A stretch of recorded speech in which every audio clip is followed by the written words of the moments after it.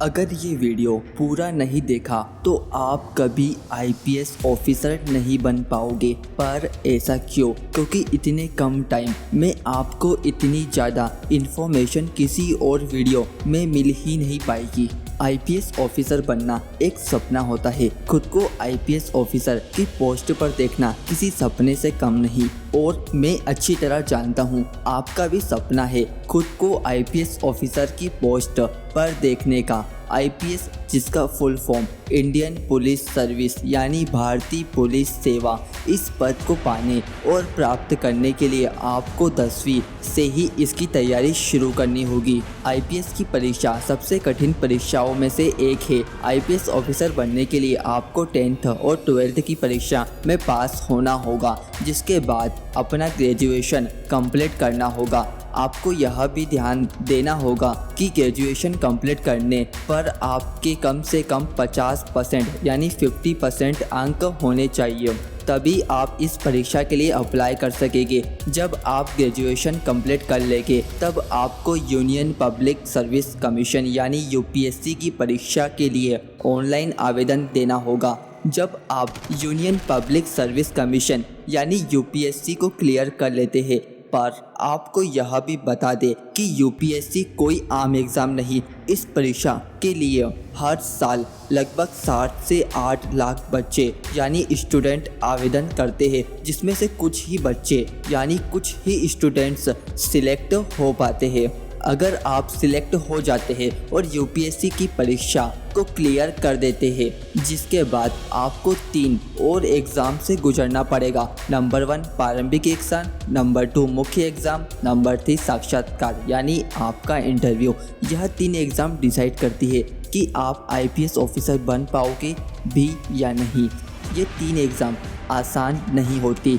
आइए इन तीनों एग्ज़ाम के बारे में थोड़ा बहुत जान लेते हैं। नंबर 1 प्रारंभिक एग्ज़ाम। प्रारंभिक एग्ज़ाम सदैव जून से लेकर अगस्त के बीच में आयोजित की जाती है। इसमें पूछे जाने वाले सभी प्रश्न ऑब्जेक्टिव यानी सही विकल्प के रूप में होते हैं, जिसमें आपको सही उत्तर पर टिक मार्क करना होता है। आपकी प्रारंभिक एग्ज़ाम में आपके 2 पेपर होंगे जो कि 200-200 नंबर के होंगे, यानी 200 नंबर का एक पेपर, जिसमें आपका एक पेपर हिंदी में वहीं दूसरा पेपर इंग्लिश में लिया जाएगा।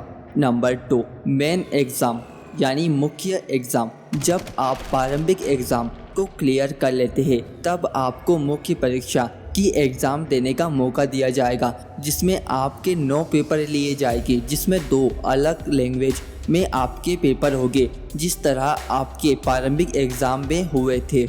एक हिंदी में वहीं दूसरा इंग्लिश में।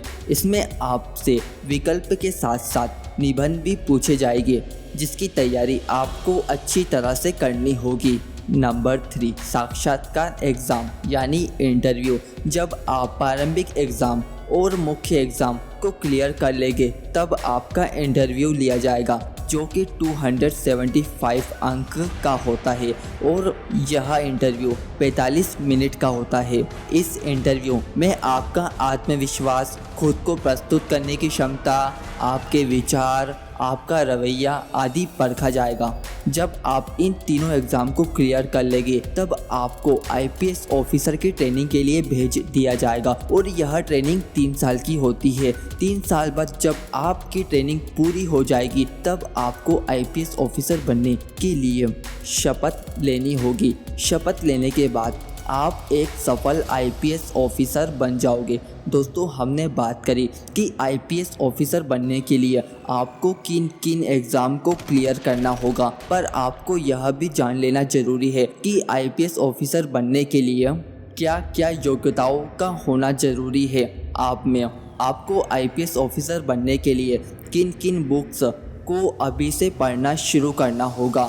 अगर आप अभी 10वीं, 11वीं या 12वीं में हैं, सभी जानकारी जान ले। इसी के बाद ही वीडियो को स्किप करें। आईपीएस ऑफिसर बनने के लिए आपका भारतीय नागरिक होना जरूरी है। आईपीएस ऑफिसर बनने के लिए जनरल कैटेगरी के युवाओं की उम्र 21 वर्ष से 32 वर्ष के बीच होना चाहिए। वहीं ओबीसी कैटेगरी के युवाओं की उम्र 21 वर्ष से 35 वर्ष के बीच होना चाहिए।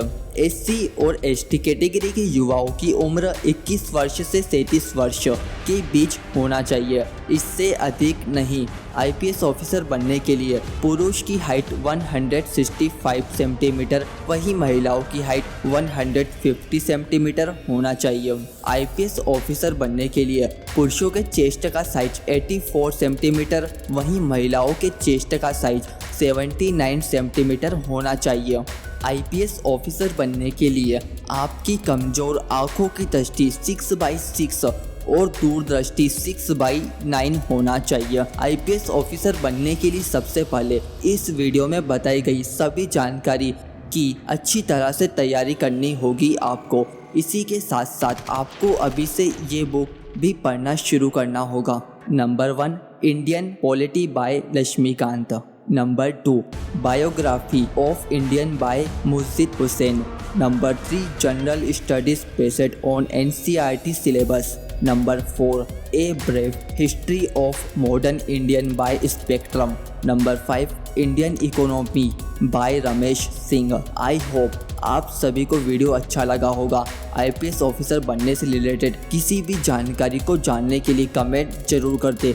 वीडियो अच्छी लगी हो तो चैनल को सब्सक्राइब जरूर कर ले और इन 5 बुक को अभी से खरीद कर पढ़ना शुरू कर दे अगर आप एक सफल IPS ऑफिसर बनना चाहते हैं और पहली ही बार में IPS ऑफिसर की भर्ती निकालना चाहते हैं तो। नहीं तो आपकी मर्जी।